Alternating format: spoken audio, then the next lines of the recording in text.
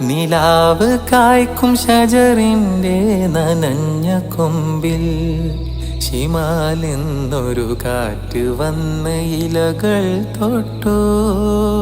കാറ്റിൻ്റെ ചിറകേറി ഇരുൾ മുകില് നിലാവിൻ്റെ ചില്ലയിൽ കൂട് കൂട്ടി.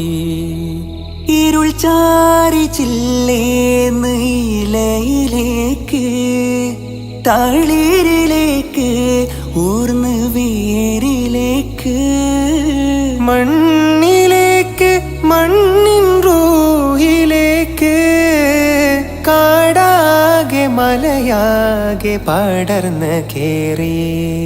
നിലാവ് കായ്ക്കും ഷജറിന്റെ നനഞ്ഞ കൊമ്പിൽ ശിമാലെന്നൊരു കാറ്റ് വന്ന് ഇലകൾ